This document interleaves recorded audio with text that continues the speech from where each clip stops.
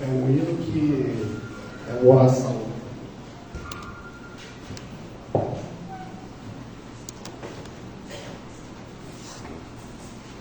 Eu ia pedir para os irmãos ficarem de pé para a gente fazer a leitura do texto do Evangelho e em seguida orarmos pedindo a sua iluminação. Já pedimos hoje, e mais uma vez, como você tem uma alegria muito grande estar com os irmãos e as irmãs nesta manhã. Peço então que todos fiquem de pé e abramos, palavra estranha, né? Abramos, mas é isso mesmo. Abramos as nossas Bíblias no Evangelho de São Lucas, capítulo 18, o verso 1 até o verso 8. Evangelho de São Lucas, capítulo 18, verso 1 até o 8. Eu vou ler na tradução, Nova Versão Internacional. Os irmãos podem acompanhar nas suas respectivas Bíblias. Então Jesus contou aos seus discípulos uma parábola para mostrar-lhes que eles deviam orar sempre e nunca desanimar. Ele disse: em certa cidade havia um juiz que não temia a Deus nem se importava com os homens. E havia naquela cidade uma viúva que se dirigia continuamente a ele, suplicando-lhe: faze-me justiça contra o meu adversário. Por algum tempo ele se recusou, mas finalmente disse a si mesmo: embora eu não tema a Deus e nem me importe com os homens, esta viúva está me aborrecendo. Vou fazer-lhe justiça para que ela não venha mais me importunar. E o Senhor continuou: ouçam o que diz o juiz injusto. Acaso Deus não fará justiça aos seus escolhidos que clamam a Ele dia e noite? Continuará fazendo-os esperar? Eu lhes digo: Ele lhes fará justiça e depressa. Contudo, quando o Filho do Homem vier, encontrará fé na terra? Senhor, pedimos a Tua bênção, Tua ajuda, Tua misericórdia sobre nós nesta manhã, que nos colocamos diante do texto sagrado, das Sagradas Escrituras, para que o Senhor possa usá-las, tocando os nossos corações, os nossos sentimentos, para que as nossas vidas possam ser também transformadas e tocadas, mudadas para uma postura, uma atitude que seja coerente com o Teu Evangelho, que seja uma verdadeira transmissão, uma pregação viva da Tua palavra, do Teu amor pelos seres humanos e para a Tua justiça ser implantada entre nós. Oramos agradecidos em nome de Jesus. Amém. Podemos assentar. Existem alguns textos nos Evangelhos, como eu já falei em outras ocasiões, que são bastante assentados no nosso imaginário, na nossa memória, e esse é um deles. Então, falar sobre esses textos é sempre um desafio, porque afinal de contas, o que a gente vai trazer de novo, o que a gente vai trazer de diferente para pensar e refletir sobre esta palavra. E aí eu vou confessar para vocês que a preparação exigiu bastante investimento de estudo, leitura, porque algumas coisas nesse texto me deixaram intrigado. E aí, à medida que eu for falando do texto, eu vou compartilhando com as irmãs e os irmãos para a gente refletir. Deixa eu pegar minhas notas aqui, senão eu vou me perder. O título que eu dei para essa reflexão é sobre viúvas e juízes, a persistência como arma contra a injustiça. E aí eu fiquei pensando que talvez eu deveria ter colocado ainda uma outra palavra, a persistência assertiva como arma contra a injustiça, depois que eu li o texto de uma teóloga sobre este texto, e vou compartilhar algumas questões que ela coloca para a gente refletir. Mas basicamente esse texto apresenta, como é típico nas parábolas de Jesus, dois personagens. Um cenário e dois personagens. Vamos falar um pouquinho do cenário. O cenário é uma cidade qualquer. O texto diz: havia uma cidade. Embora não seja esse o objetivo do texto, e certamente a gente está fazendo aqui uma reflexão, uma extrapolação um pouco mais alongada, nós não podemos nos esquecer do que significa cidade. Cidade, mais do que o aspecto urbano, é um jeito que os seres humanos inventaram de organizar a vida em coletividade, em sociedade. A palavra cidade é a palavra que tanto no grego quanto no latim gera a nossa palavra política, ou direitos civis, por exemplo, ou civilidade, ou civilização, dativo, né? A cidade. E, no caso grego, a polis. E aí, para pensar neste texto, eu acho que é importante eu trazer aqui uma ideia que é comum em vários autores, René Girard, por exemplo, de que todas as cidades humanas, elas são organizadas em alguma medida com uma forma de dominação. Não existe cidade, não existe polis, não existe comunidade humana organizada que não tenha dentro dela uma contradição entre aqueles que mandam e aqueles que obedecem. E essa é apenas uma das contradições. Existem as outras contradições, mas normalmente aqueles que mandam são aqueles que detêm os recursos dessa cidade, e aqueles que obedecem são aqueles que normalmente trabalham dentro dessa cidade. Isso é evidente nos textos bíblicos, isso é evidente em qualquer olhada que nós demos para a história humana, de maneira bastante persistente. E o que isso tem a ver com a nossa história aqui? Esta organização de comando, de mando, de dominação, para usar a palavra também de um sociólogo importante, a ideia de dominação, ela é aceita por todos nós, porque é ela que organiza, ela parece ser necessária para organizar a vida da gente em sociedade. Vou dar um exemplo bem banal. Quando os irmãos e as irmãs saírem daqui, se pegarem um aplicativo, se pegarem um ônibus, se pegarem seu próprio carro, ou mesmo que forem a pé, vocês vão passar por um sinal de trânsito. O sinal que vai estar vermelho, amarelo ou verde. Esse sinal vermelho, amarelo ou verde, ele parece banal e ele está assentado já na nossa vida, mas ele é uma das expressões desta organização e da dominação que a gente chama da dominação civil e da dominação do direito. E nós dizemos, está tudo bem, é necessário, porque senão eu vou passar o carro, o outro vai bater, o ônibus que eu estou andando vai ser eu vou ser atropelado. Você tem que organizar, tem que ter uma ordem. E nós, em geral, concordamos com isso. Entretanto, a organização desta ordem, desse funcionamento, não é uma coisa banal. Porque para ter um sinal ali na esquina, na nossa esquina aqui tem um, é preciso que exista uma decisão sobre onde vai estar o sinal, quanto tempo ele vai demorar, o que vai acontecer com quem não respeitar o sinal. Vai ganhar uma multa, quem nunca, né? Eu acho que de sinal de trânsito eu nunca ganhei, mas as minhas são mais boas de passar a 64 num lugar que era 50. Mas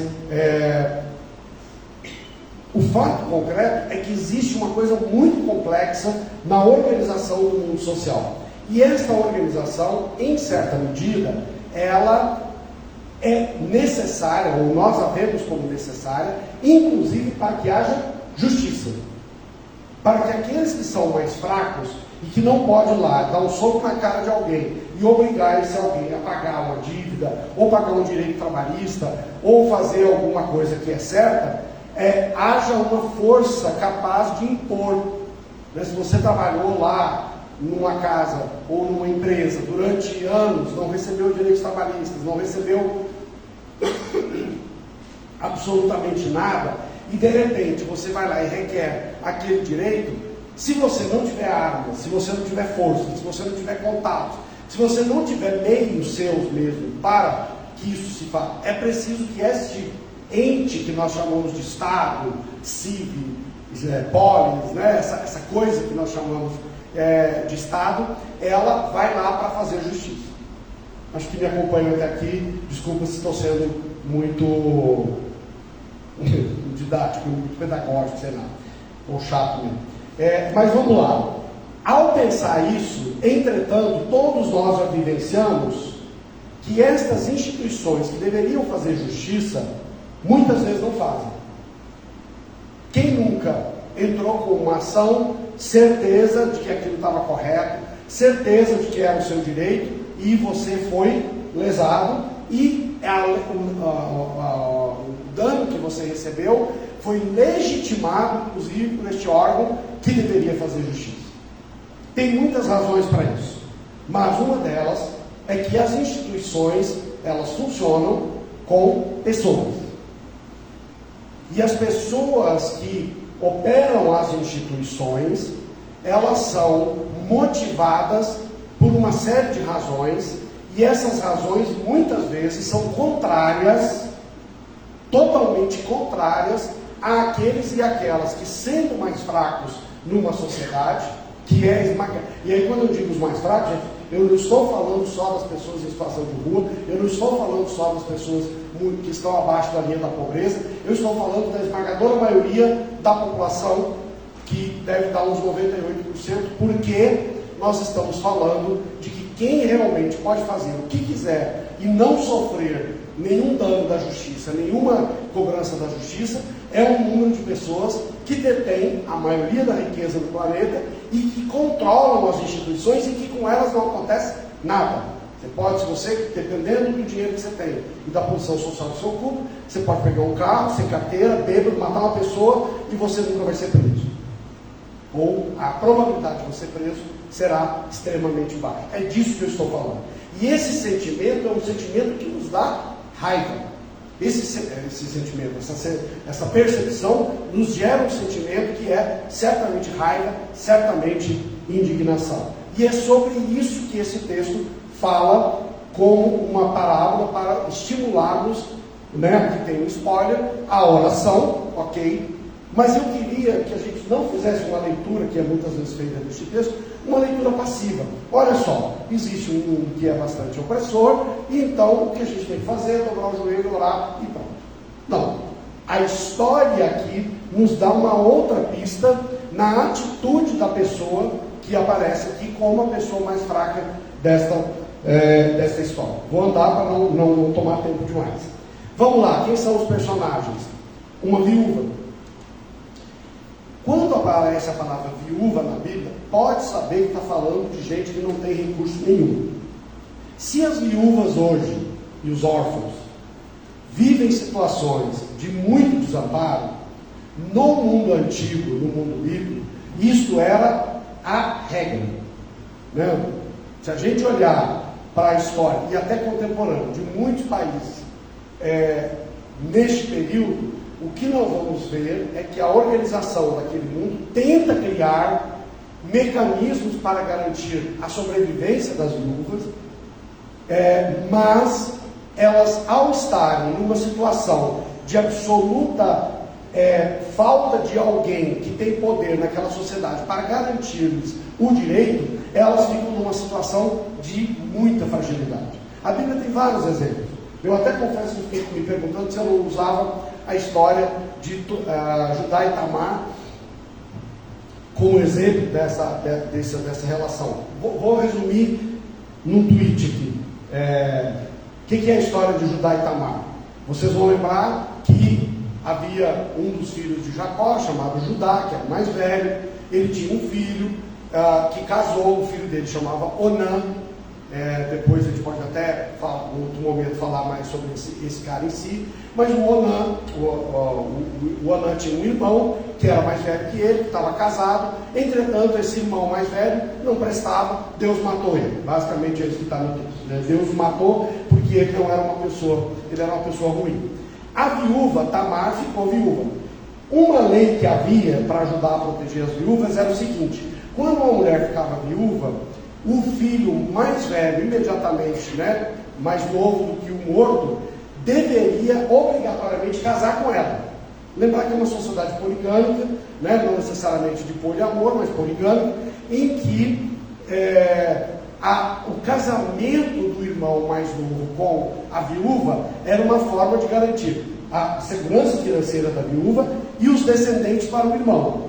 chamava lei do levirato, da palavra levir em hebraico, que é cunhado, mais ou menos assim.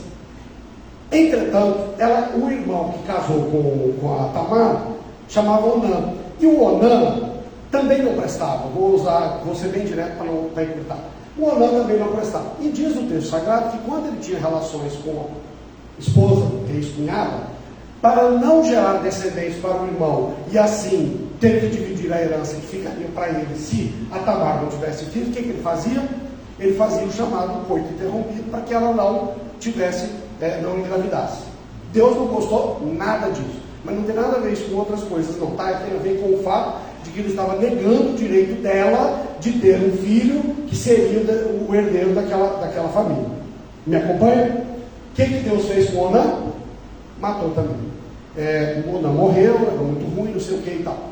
E aí, o pai desses dois, o Judá, falou assim: rapaz, essa mulher não dá sorte não, todo filho de casa com ela morre, esse negócio tá... E ele começou a enrolar para garantir o direito dela. Resumindo a história, ela ficou lá naquela situação, esperando, e ela não tinha o que fazer, porque o sogro, né, era o cara que era a autoridade máxima naquela comunidade, naquele clã. Então ela não tinha nem sequer a quem recorrer. O que ela fez? O dia que o sogro viajou, foi uma viagem mais longa, ela pegou um camelo mais rápido, né, um Uber Black ali, um camelo black, e correu na frente, botou roupa de prostituta cultural, esperou no caminho. Quando o sogro passou, ele chamou, falou assim: vem cá e tal, estou querendo fazer um programa.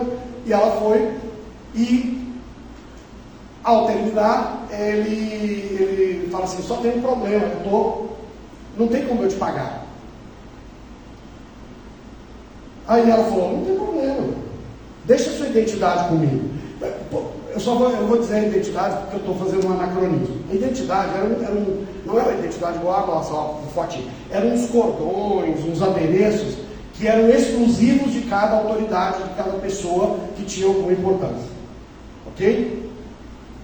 E aí ele falou isso com ela e seguiu a viagem. Na volta ele trouxe um cabrito e procurou para a prostituta. Cadê a prostituta que estava aqui e tal? Aí o povo estava falando: prostituta nenhuma aqui não? Ele falou: deixa para lá. Preocupado que ele estava em pagar, porque aí tem um detalhe, só um pequeno parênteses, que os homens do mundo antigo eles tinham muito medo de não pagar as prostitutas, porque eles tinham medo das pragas que as prostitutas poderiam lançar sobre eles, e vocês podem imaginar qual praga seria. Então os homens pagavam as suas dívidas. Foi embora para casa, esqueceu aquele assunto, passou um tempo, Tamar voltou para casa também, e o que aconteceu com a viúva? Apareceu grávida. Apareceu grávida, e o que o Judá pensou? Resolvido o meu problema. Essa mulher que dá má sorte, está grávida, adulterou, porque ela, viúva, não poderia ter outro homem se não casasse, obviamente, e deveria casar com um filho, mas eu estou enrolando, mas tudo bem. Mas agora o que nós vamos fazer? Nós vamos apedrejar essa mulher. Porque o adultério permite com o apedrejamento, reuniu o conselho, fez toda aquela pompa e circunstância, e ela quietinha lá, com a barriguinha, com a mãozinha na barriga, e, esperando o veredito. E aí, uma das partes do julgamento era: fala quem foi, quem que é o pai, não sei o quê. Aí ela mete a mão na bolsa, pega lá a carteira de identidade, né, os cordões do Judá, e fala assim: eu estou grávida desse cara aqui. E aí, né, super, como é que chama isso hoje em dia no cinema? Plot twist, super virada ali, né? E aí o Judá reconhece: ela é mais justa que eu pequei, não sei o que, não sei o que, não sei o que. Só um detalhe: sabe de quem essa criança que nasceu dessa história vai ser antepassada? De Jesus. A genealogia de Jesus em Mateus, ela aparece 3 mulheres, 2, uma prostituta, uma que fez isso, que é a Tamar, e a própria Maria, que também foi acusada de adultério. Mas tudo isso para eu dizer, tudo isso para resumir, já foi muito do meu tempo, para dizer que viúvas nesta sociedade estão numa situação extremamente fragilizada. Não tem o que fazer. E essa história aqui, além da viúva já estar nessa situação desse mundo, que é um mundo patriarcal, que é um mundo opressivo para as mulheres, ainda esse juiz, ele tem um problema, dois problemas bastante graves. O texto diz que esse juiz, e aí eu escafunchei a tradução, eu não sou igual ao Cláudio da Charles, que traduz ele mesmo, então eu vou atrás das traduções dos outros. O texto bíblico aqui diz que esse juiz não temia a Deus e não se importava com os homens. E aí isso aqui significa o seguinte: esse cara não tem nenhum comportamento, não tem nenhum motivador ético. Ele não tem nenhuma base ética. Por quê? Em geral, claro que existem outras razões, mas basicamente, nós, na ética, no comportamento moral, nós podemos ter uma postura heterônoma, ou seja, nós obedecemos as normas que os outros nos dão, às vezes por medo da punição, ou uma postura autônoma, que tem a ver com o nosso próprio compromisso com a justiça, com os valores que nós acreditamos. E nessa relação mais heterônoma, que é mais própria do mundo social, existem dois motivadores principais: o medo da punição, temor a Deus, muitas vezes é lido como o medo de receber um castigo de Deus. Quantas vezes você já ouviu, já viu, às vezes até já disse: fulano, não faz isso porque Deus castiga, né? Então assim, há uma punição de Deus sobre o comportamento errado. A outra coisa é a sociedade da vergonha, que é muito típica do mundo antigo e do mundo romano. Fulano, não faça isso porque isso é vergonhoso. Você vai passar vergonha. Para resumir, não gastar muito tempo com esse juiz aqui, basicamente, esse cara não tem temor a Deus e é um sem vergonha. Por que ele é um sem vergonha? No sentido popular do termo. Ele não tem vergonha diante das outras pessoas. A vergonha pública, né, a vergonha de manter uma reputação, a questão de manter uma reputação, ele não está nem aí. Até porque, em geral, quando uma sociedade se organiza na forma de Estado e cria seres com poder para executar a justiça, em geral, e não é sem motivo, mas a gente pode questionar o motivo, são dados tantos poderes que muitas vezes o sujeito se descola mesmo da própria sociedade na qual ele está inserido. Isso vale também para outros cargos de poder, né? Às vezes a pessoa é eleita, por exemplo, como legislador, para fazer leis para defender o povo, aí só faz leis para defender a si mesmo, né? Não está nem se importando com o povo, e é isso. Esse juiz é esse tipo de gente. Então, essa viúva, ela está no sal, porque ela não tem um juiz que poderia apelar o temor de Deus, e ele não tem vergonha na cara mesmo, então não adianta qualquer coisa que ela possa fazer no sentido de expor publicamente. Entretanto, o texto diz que ela fez o quê? Ela não desanimou, ela persistiu, e dia após dia ela ia lá e insistia com ele: ó, faça justiça para mim contra o meu adversário. E aqui na época de Jesus, uma viúva demandando poderia ser várias coisas, mas muito parecidas com a história de Tamar. Poderia ser dinheiro, a família do marido que morreu simplesmente não dá a ela o dinheiro que ela deveria receber no caso da herança, ou então ela poderia ser uma questão de não só dinheiro mesmo propriamente dito, que tinha até um nome entre eles, mas uma questão de propriedade, ou outras, ou qualquer outra, mas sempre nessa chave. E ela insiste veementemente, continuamente. E aí o texto nos diz que o juiz, cansado daquele inconveniente, daquele incômodo, daquela pessoa o tempo todo batendo ali, e é muito interessante, alguns estudiosos desse período, eles apontam que, é claro que quando você desenha um sistema jurídico, ele é feito para funcionar corretamente, mas na prática as coisas não são bem assim. Por exemplo, a própria questão de pautar a demanda dela para ser julgada, dependia muitas vezes de suborno, de compadrio, né? Nada muito diferente do que acontece hoje. Se você tem muito dinheiro e você tem uma causa, provavelmente a chance de você usar os advogados certos, os argumentos certos, os mecanismos certos para conseguir que a sua causa seja julgada antes, são maiores do que se você, obviamente, for uma pessoa sem recursos que precisa de justiça gratuita. Essa mulher, então, ela só conta com a própria voz, ela só conta com o próprio corpo, ela só conta com a sua própria ação. E ela insiste, insiste, insiste. Aí um dia esse juiz acorda e fala assim: eu estou um pouco me lixando para Deus, eu estou um pouco me lixando para os outros seres humanos, mas eu vou atender essa mulher para ela parar de me apoquentar, de me incomodar. E aí tem um detalhe aqui na tradução que ficou escondido em todas, mas que essa teóloga aqui me falhou a memória, eu não anotei aqui, Ivone, mas eu não lembro o sobrenome dela. Doutora Ivone lembra que na tradução a palavra importunar é dar um tapa na cara. A palavra traduzida ali, e aparece em outros tradutores também, é aquele soco, aquele tapa que você dá embaixo do olho e que deixa um roxo.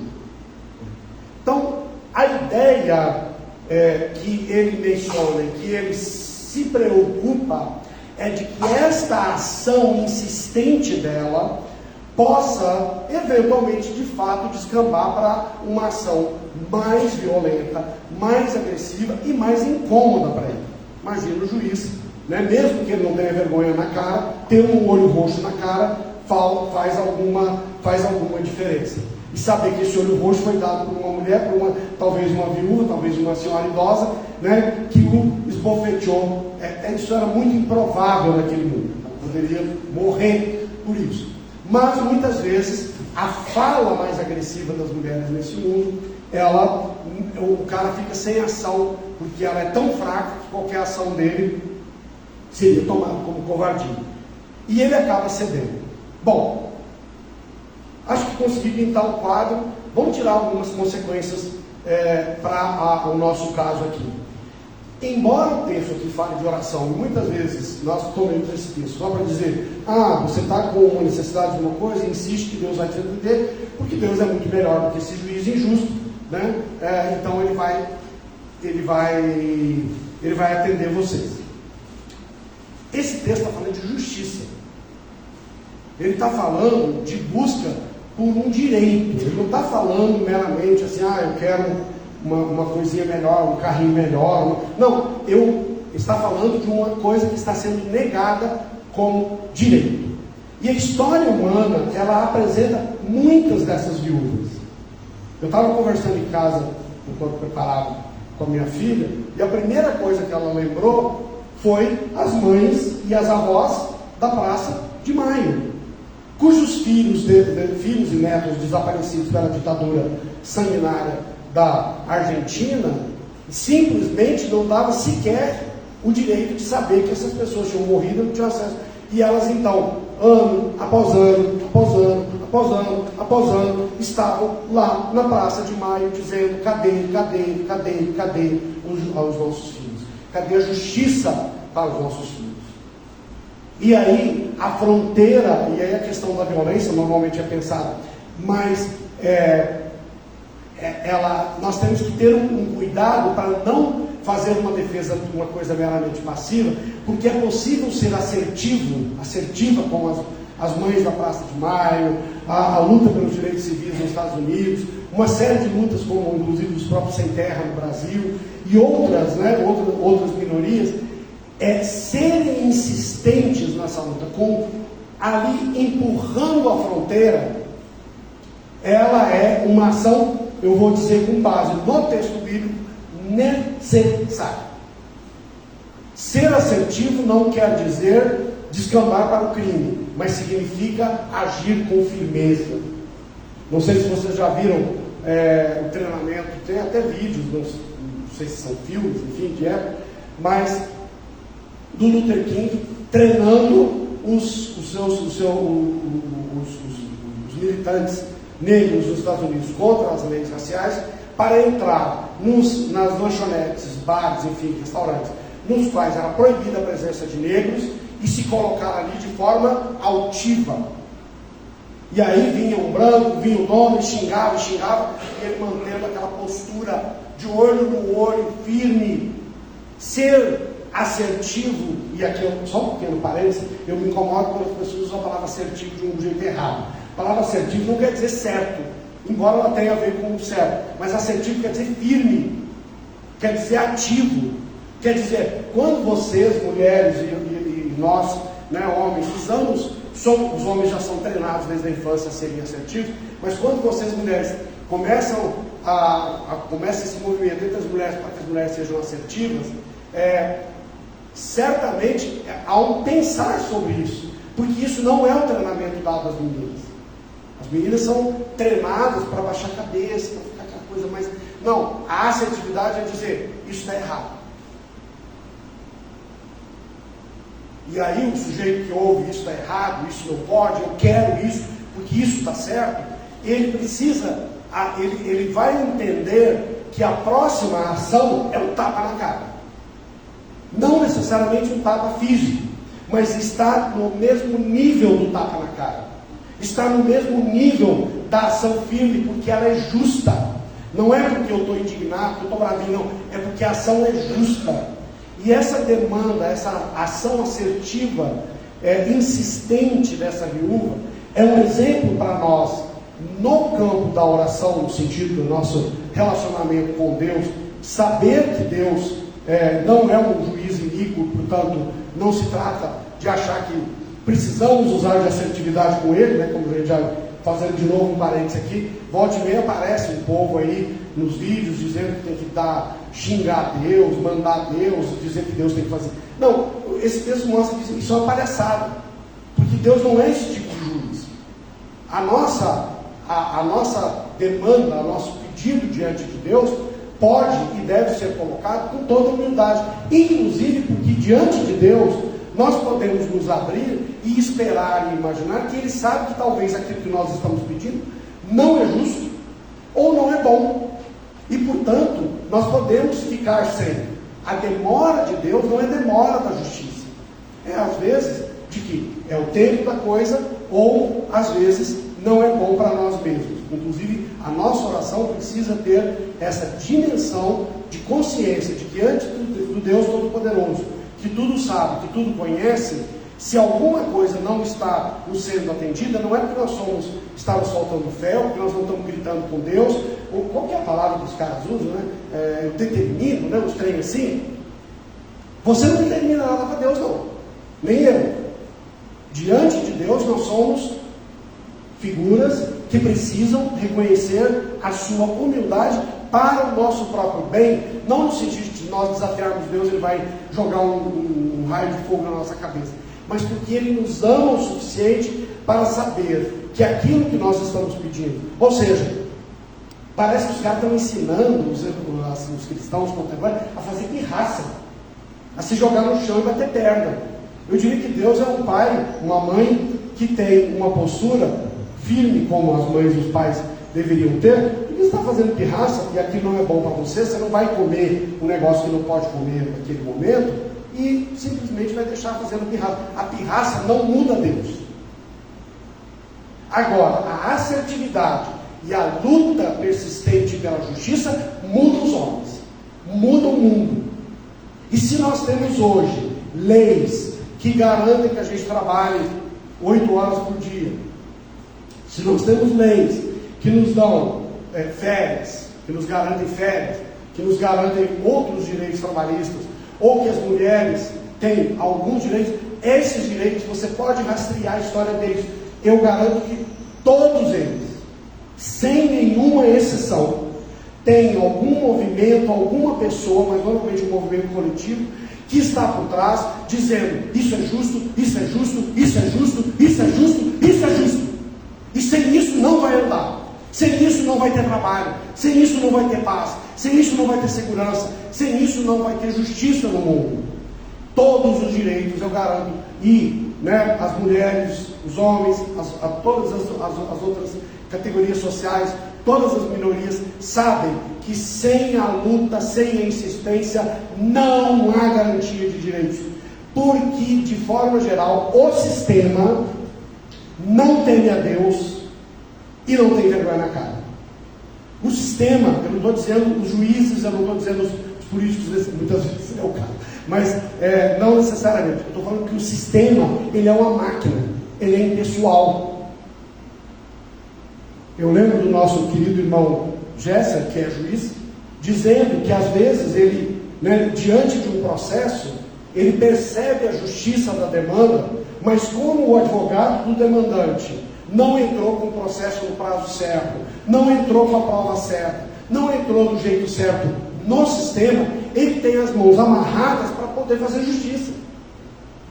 Então, o sistema, ele muitas vezes é desenhado para favorecer aqueles que têm mais poder. Mas a insistência muda, não o funcionamento necessariamente apenas, mas ele muda o próprio sistema para uma dimensão, para uma situação mais justa. Mas, termino aqui, estou terminando, isso não é uma coisa para sempre.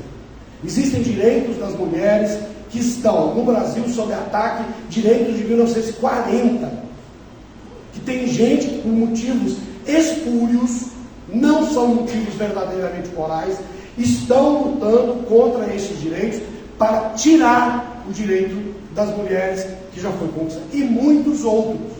Por outro lado, nós também temos a luta, por exemplo, vou citar um caso concreto, da escala 6x1, né, que é uma luta justa, necessária, boa para a economia, só um economista burro não entende isso, né, boa para a economia, porque gera mais tempo livre, gera mais renda, gera mais mercado. Outras lutas que nós temos de demanda para a melhoria da qualidade de vida das pessoas que estão na pauta e que precisam da luta insistente, constante, não desanimada, para que nós tenhamos justiça, ou que a justiça possa avançar na construção do mundo dos homens. E para finalizar de verdade, eu quero fazer uma coisa que eu sempre faço, as irmãs já devem perceber que eu gosto de fazer isso. Nós sempre, quando olhamos uma parábola, um texto bíblico, um filme, nós nos identificamos com quem? Com os heróis da história, mesmo que eles sejam vítimas, não é? Tá bom, então deixa eu fazer o caminho contrário, e isso vale para mim mesmo, obviamente. Todos vocês, e eu inclusive, ocupamos algum lugar de poder. Não vou falar aqui de Michel de Foucault, mas algum lugar de poder nós usamos. Seja em casa, seja no trabalho, seja na escola. Às vezes você é uma professora, um professor que naquela escola está debaixo da autoridade do diretor, do secretário de educação, do governador, mas dentro de sala de aula você é autoridade sobre os estudantes. Você às vezes é um trabalhador pesado lá na obra, que recebe ordens de Deus e todo mundo, mas dentro de casa tem uma certa autoridade. Então todos nós, eu quero colocar assim, eu quero que nós agora, para fechar essa nossa conversa, a gente se coloque no lugar do juiz. Eu quero que a gente se pergunte quantas vezes nós mesmas, não agimos como esse juiz, com insensibilidade, ou por preguiça. Mas, poxa, se eu for atender esse direito que os meninos estão demandando, isso vai dar um trabalho. É mais fácil dizer não.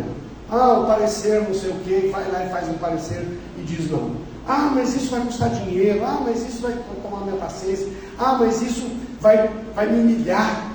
Sei lá qual é o motivo, mas muitas vezes nós agimos como este cara. Muitas vezes nos falta a vergonha pública de fazer alguma coisa de não fazer alguma coisa que deveríamos, e às vezes nos falta o temor de Deus. E eu fecho falando sobre a questão do temor de Deus. O temor de Deus pode ser, gente, e para nós tem que ser do outro jeito, ele pode ser entendido do jeito que eu descrevi antes, como o temor da punição de Deus. Isso é infantil. Isso é heteronomia. Eu não vou maltratar o meu vizinho, eu não vou ser desleal com a minha companheira, com o meu companheiro, eu não vou fazer o mal para os meus filhos, porque senão Deus vai me mandar um castigo, vai me mandar uma doença, vai me mandar isso, vai me mandar aquilo.